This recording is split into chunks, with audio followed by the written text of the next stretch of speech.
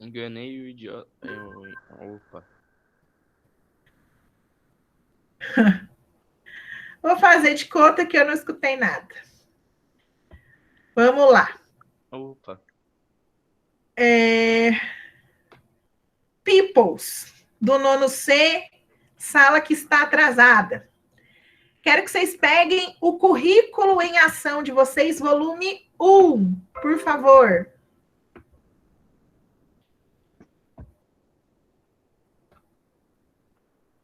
E abram lá na página 205.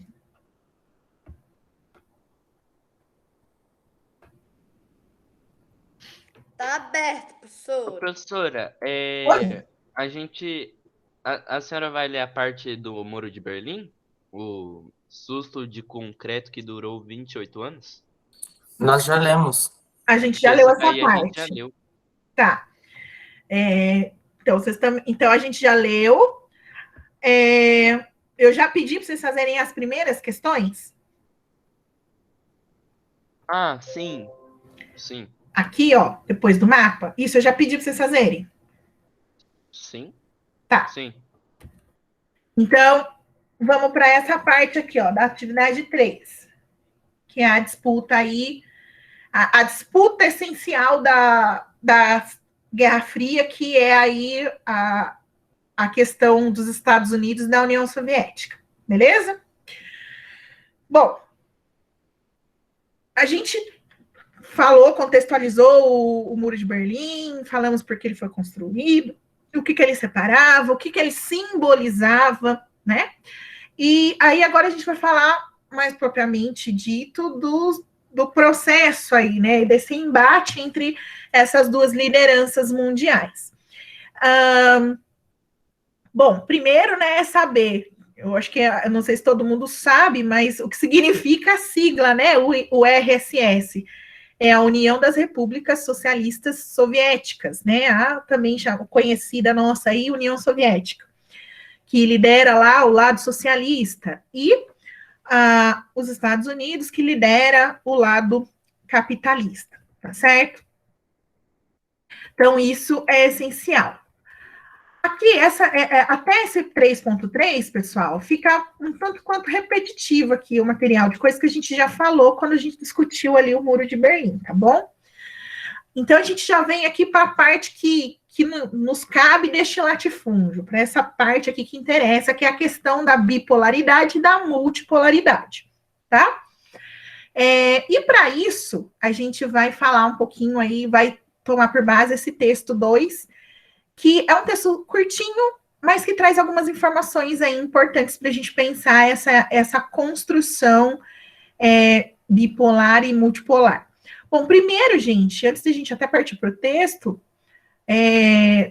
se eu já perguntei, não me entendam mal. Não é questão de ser repetitiva, é para realmente que eu tenha certeza que vocês conseguiram compreender totalmente.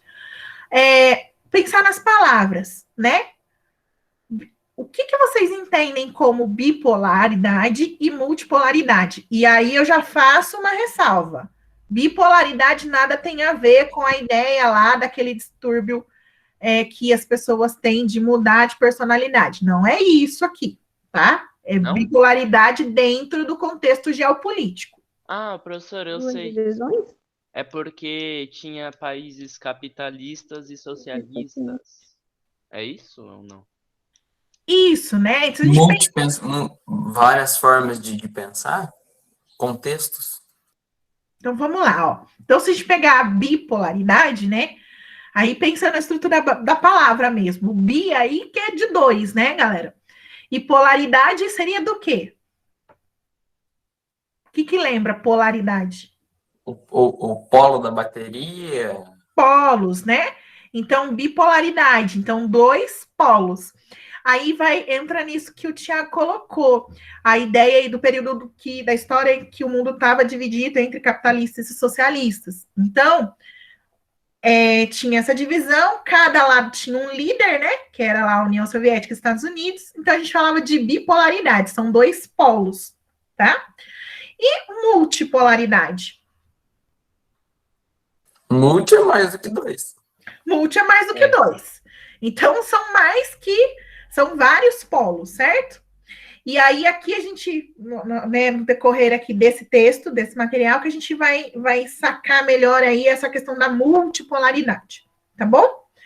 Então, assim, como é curtinho, e eu mesmo vou ler e vou parando para fazer aqui alguns apontamentos, tá bom? Para a gente ganhar um pouquinho de tempo. Então, vamos lá, ó. O sistema bipolar da última metade do século XX, também conhecido como Guerra Fria, caracterizava-se estruturalmente pela coexistência de 4 tipos principais de atores ou agentes internacionais. Galera, que coexistência, todo mundo entende o que é essa palavra? Qual palavra? Qual palavra? Coexistência. Não. Ah, eu não sei, não. A existência de múltiplas coisas. Uma combinação? Coexistir, pessoal, é existir ao mesmo tempo, certo? Então, coexistência são várias coisas que existem ou acontecem ao mesmo tempo. Então, aqui a gente está falando de 4 coisas que aconteciam, né, que existiam ao mesmo tempo durante aí a Guerra Fria. A primeira delas Opa, peraí. Deixa eu voltar para a tela. A primeira delas são os polos, né? Estados Unidos e União Soviética, que são 2 atores nacionais essenciais. Por que são essenciais? Se não existissem esses 2 polos, talvez a gente não tivesse vivido a Guerra Fria. Então, assim, essas 2 lideranças que defendiam ali as suas ideias, elas tinham que existir para que esse período da história tivessem acontecido. Então, é essencial a existência dos Estados Unidos e a existência da União Soviética. Beleza? O segundo ponto. Os blocos OTAN e Pacto de Varsóvia. 2 atores internacionais. Aqui, pessoal, vou dar uma contextualizada. Tanto a OTAN quanto o Pacto de Varsóvia, eles são acordos militares. O que isso significa? São acordos militares que foram desenvolvidos durante o período da Guerra Fria e, obviamente, são 2. Ou seja, cada um aí era referente a um dos polos. Tudo bem? A OTAN é o acordo militar que era de responsabilidade ou era alinhado aos Estados Unidos.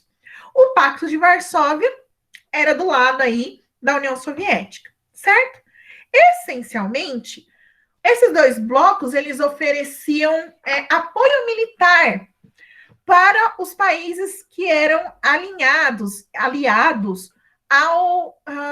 aos países, né? Então, quem era aliado lá dos Estados Unidos era ajudado pela OTAN, e quem era alinhado pela União Soviética era ajudado pelo Pacto de Varsóvia. Tudo bem? Aí, gente, aquilo que a gente já falou algumas vezes e a gente está retomando. Em 91, acaba a Guerra Fria, dissolve-se a União Soviética. O que acontece com o Pacto de Varsóvia? Acaba. Acaba. Se a União Soviética acabou, o Pacto de Varsóvia também deixa de existir, beleza? Porém, contudo, entretanto, a OTAN existe até hoje. E a OTAN, ela na década de 90, até muito recentemente, ela até meio que acaba assumindo um outro papel. Por ser uma força militar da maior potência do mundo, ela acaba aí, digamos assim, se intrometendo em algumas situações que, por vezes, os Estados Unidos não precisavam estar envolvidos. No entanto, algumas dessas intervenções, em algumas situações, foram, assim, desastrosas. Porque se é uma força militar, né, algo para oferecer ajuda militar para algum país, geralmente a gente imagina que vai ter ali um certo alvo a ser atingido. A OTAN já teve algumas situações em que, ao invés de atingir o alvo, eles acabaram atingindo civis. Então, bombardeios de hospital, né, de lugar onde as pessoas que estavam tentando fugir da zona de conflito estavam e foram ali atacados pela OTAN. Então, geralmente quando a gente vê alguma notícia sobre a OTAN, ela está associada a algum processo aí, ou que eles fizeram alguma burrada, ou que eles estão em um lugar onde eles não deveriam estar. Então, a existência da OTAN hoje é um pouco questionável, porque perdeu um pouco o sentido, pensando que ela era um elemento importante lá quando o mundo era organizado entre socialistas e capitalistas. Tudo bem? Até aqui, gente, tranquilo? Sim. Sim? Terceiro ponto importante, a ONU, né, que é aí, segundo o texto, um ator universal. Quero acreditar que vocês já começaram a fazer pesquisa da ONU, já começaram a se inteirar ali sobre o que é, do que se trata, qual o papel, para que serve, para que serviu, se serve ainda, enfim. Naquele contexto, a ONU era importante.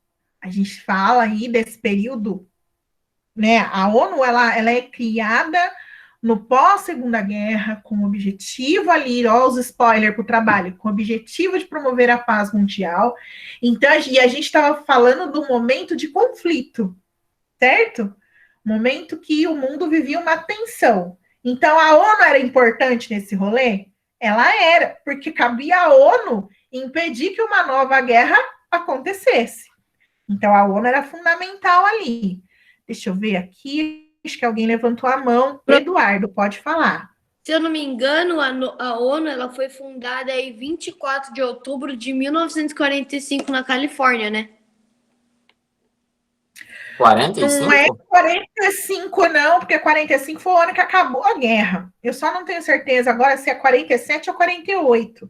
Porque eu acho que é 47, porque 48, se eu não me engano, é o ano da promulgação da Declaração Universal dos Direitos Humanos. Então, eu acredito que a criação da ONU é 47. Só não teve Ô, guerra. professora, todos os textos que eu pesquisei no Google falavam que foi fundado em 1945. 45 mesmo? 45. Gente, você sabe que a professora pode falhar, né?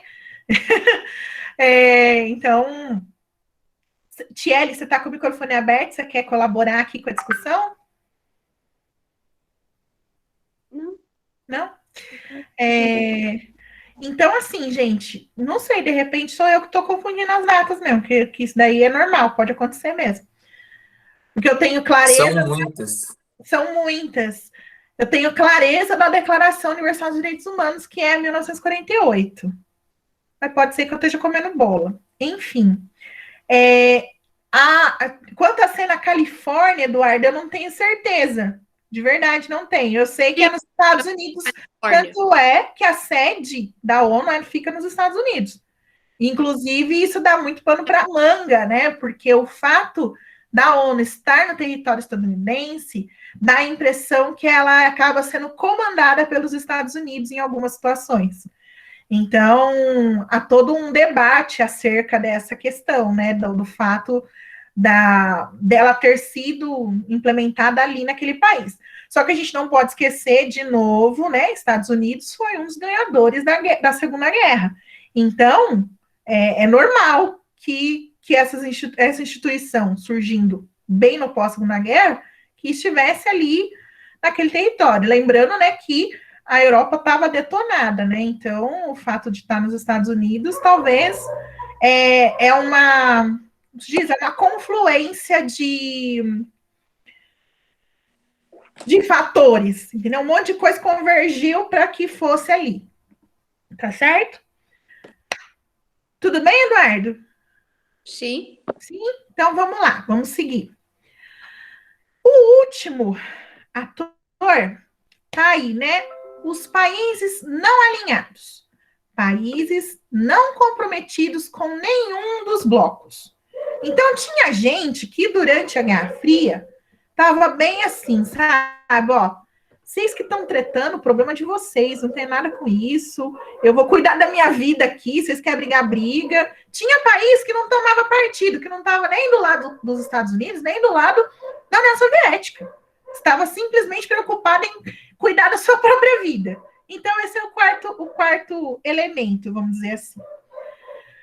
Bom, agora que a gente sabe quem são os atores, vamos seguir aqui na leitura. Depois da Guerra Fria, gente, depois que terminou esse período do mundo bipolar, a gente observa aí uma mudança nas relações entre os países, né? Que é o que o texto vai trazer para a gente, ó. A dinâmica do poder mundial modificou-se sensivelmente nos últimos anos da era bipolar. Então, eu posso falar para vocês, ali meados dos anos 80, 85, 86, as coisas já começavam a mudar, a ter a relação entre os países já começavam a caminhar para uma outra ideia, para uma outra perspectiva. Na medida em que a importância relativa que se atribuía ao elemento militar diminuiu em benefício dos elementos econômico, tecnológico e político-diplomático.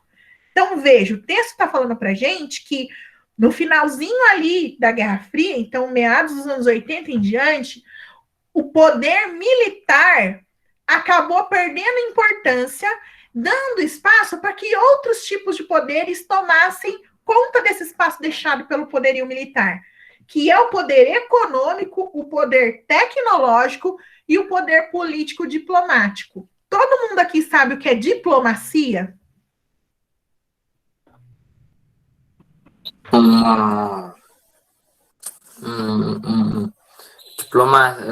Não sei não, professor, é uma forma... Tiele, você falou alguma coisa? Não, poderia explicar? Você quer explicar? Pode falar. Não, eu não sei o que é. Poderia. Me desculpa, Tiele, perdão. Gente, diplomacia é a capacidade, e aí a gente já falando de geopolítica, nós vamos falar do país, né? É a capacidade que um país tem em resolver os seus problemas, as suas questões com outros países, através do diálogo, conversando. Faz, né, professora? Oi, Eduardo. Ela seria o papel da ONU, que ela é uma organização intergovernamental. Diplomata.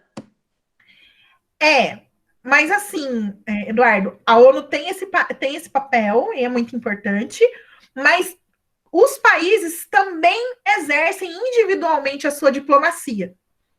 Então, acho que vocês já ouviram falar em chanceler ou ministro das relações internacionais em alguns países. Então, assim, o chanceler de um país, o ministro das relações internacionais, é o responsável pela diplomacia, né? Então, por essa capacidade de conversar que um país tem para poder conversar com outros países, tá certo? Essa é a questão da diplomacia. Luan, pode falar. Então, a ONU pode fazer o que ela achar melhor, porque ela está acima dos países? Ou não? Não. A ONU não manda nada, gente. A ONU, ela tenta ajudar, a ONU aponta caminhos, a ONU sugere. Porque, lembrem-se, quase todos os países do mundo fazem parte da ONU. Então, tem gente do mundo inteiro trabalhando na ONU. E, obviamente, cada um traz a sua visão acerca ali de algumas situações. Tudo bem? Sua representação, né? Oi?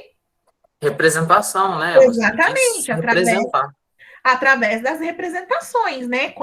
Uma das coisas mais legais que acontece dentro da ONU é a Assembleia Geral, né? Porque você vai ter ali membros de todos os países que fazem parte, que estão ali levando as suas questões, os seus anseios, para serem debatidos em busca de uma solução comum, né? Então, assim, a ONU, ela é uma organização que ela ajuda a gente a observar, a gente ajuda a estudar, ajuda a gente a buscar soluções, mas ela não impõe nada. A ONU não manda, ela não tem poder de mandar, porque a decisão é sempre do país, porque existe uma coisinha chamada soberania. Então, os países são soberanos. A ONU aponta, então, ali nas discussões, lá na Assembleia Geral, se discute, se enxerga ali uma solução, mas cada país, com o seu governo, com o seu ali, né, com as pessoas que estão na frente do país naquele momento, é que vão decidir se vão acatar ali as sugestões que foram discutidas na ONU ou se vão fazer coisa totalmente diferente. Então, a ONU, ela não manda nada, a ONU não promove lei, não tem capacidade de legislar. Quem faz lei é lá, né, que nem no caso do nosso país, por exemplo, que é uma república democrática, a gente tem ali o Congresso e o Senado, que são os responsáveis por criar as leis do Brasil. Certo? Então, assim, cuidado, tá? A ONU, então, não pode mandar em nada e nem em ninguém. Ok? Isso bem claro, né? Bom, o Eduardo, isso que você trouxe aqui é um pequeno detalhe de um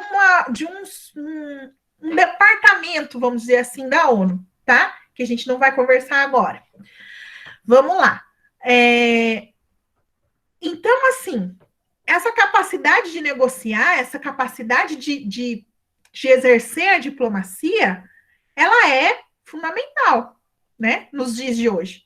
Eu não preciso mais ameaçar, como era na Guerra Fria. Então, ameaçar que eu vou disparar uma bomba no meu inimigo, eu não preciso fazer isso. Existem outros caminhos que eu posso atingir alguém que está me incomodando sem ser através, né, da violência promovida aí por ações militares. Existem sanções econômicas, existem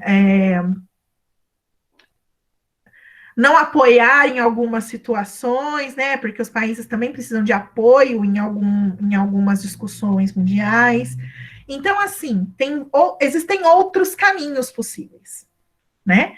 E é isso que é o mais legal. Então, quando a gente começa esse processo da transição, de deixar de ser bipolar para passar a ser multipolar, a gente começa a prestar atenção nessas outras formas de negociação.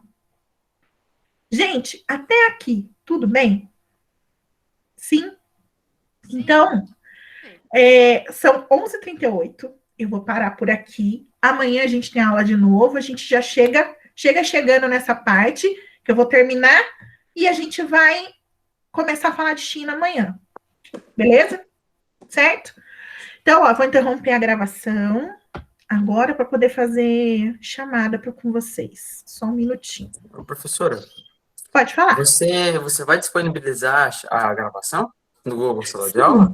Eu estou atrasadíssima com vocês. Na verdade, as minhas já estão no YouTube, né? Desde o início do ano. Então, eu vou até colocar o link do canal. Já coloquei o link do canal no grupo para vocês. Por favor. Mas vou colocar lá no Google Sala de Aula também. Então, todas as minhas aulas estão no YouTube. Aí vocês podem assistir sempre que vocês precisarem. Mas eu confesso que eu estou realmente atrasada. Eu tenho que subir algumas aulas ainda. Então a última